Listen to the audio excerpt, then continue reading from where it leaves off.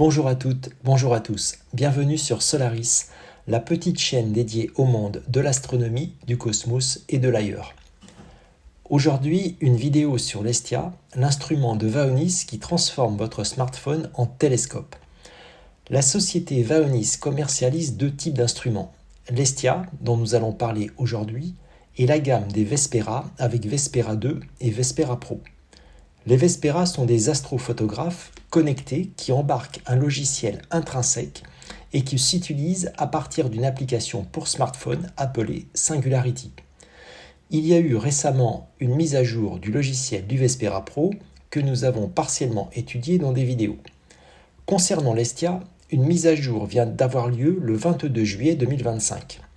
L'Hestia n'étant pas, à l'inverse des Vespera, un appareil connecté, la mise à jour concerne l'application Gravity. C'est elle que nous allons étudier aujourd'hui et vous allez voir que cette mise à jour est très importante et très réussie. Dans cette mise à jour du 22 juillet 2025, une carte du ciel interactive a été ajoutée pour permettre le pré-ciblage des objets célestes que l'on souhaite photographier. Avant cette mise à jour, il existait bien une aide au ciblage fonctionnant sur le principe de l'astrométrie, c'est-à-dire la reconnaissance de champs étoilés, mais elle était assez compliquée à mettre en place. Après la mise à jour, vous avez accès à cette carte du ciel interactive. La zone du ciel vers laquelle pointe l'Hestia est symbolisée par un petit rond bleu. L'idée est simple, il suffit de placer l'objet céleste à photographier au centre du rond bleu, puis ensuite de sélectionner l'objet. On se retrouve alors dans l'aide au ciblage classique par astrométrie avec le champ photographique. Les objets photographiables à l'Hestia sont entourés d'un petit rond jaune orangé. Vous voyez sur la carte interactive que l'Hestia pointe vers une direction proche de la nébuleuse planétaire M57 ou de l'étoile double Albireo. Mais aujourd'hui, j'ai décidé de cibler Collinder 399, un astérisme très connu. Collinder 399 est également surnommé l'amas du cintre ou le cintre cosmique en raison du fait qu'il ressemble à un porte-manteau. J'ai fait récemment une vidéo complète de Collinder 399 photographiée par le Vespera Pro. Je vous invite à aller la regarder si vous ne l'avez pas déjà fait. Une fois photographié, le cintre est visible sous une image inversée avec la boucle ouverte ou le crochet en bas et la barre verticale en haut.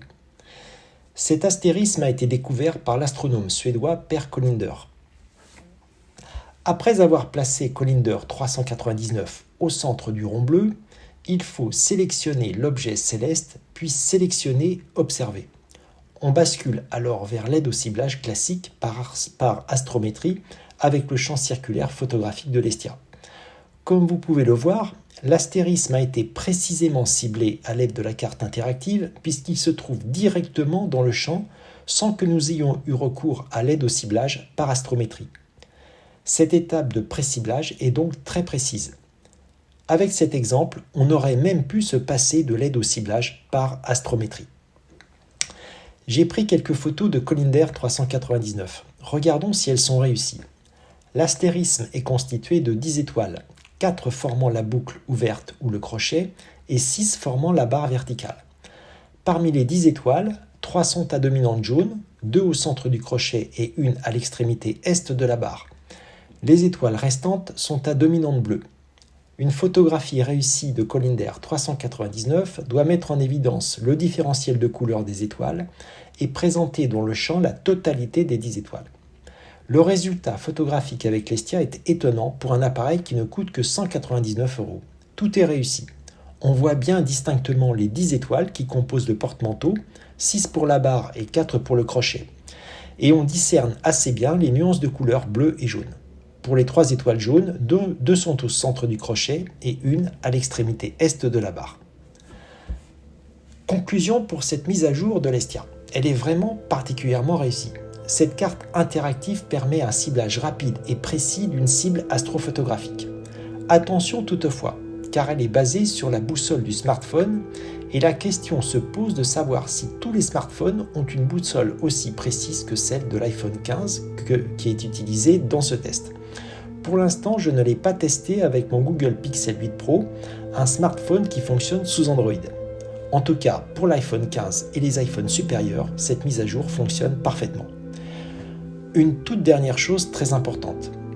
Vous pouvez bien sûr cibler la lune nocturne, donc en pleine nuit, avec la carte du ciel interactive, mais également la lune diurne ainsi que le soleil. Cela représente un gain de temps très important, le ciblage pouvant être finalisé en quelques secondes. Voilà pour le test de la mise à jour de l'application Gravity du 22 juillet 2025 et de la nouvelle carte du ciel interactive. Cette vidéo est maintenant terminée. Merci de l'avoir regardée. N'oubliez pas de vous abonner à ma chaîne pour être informé des prochaines vidéos. Laissez-moi un pouce vers le haut. À bientôt sur Solaris.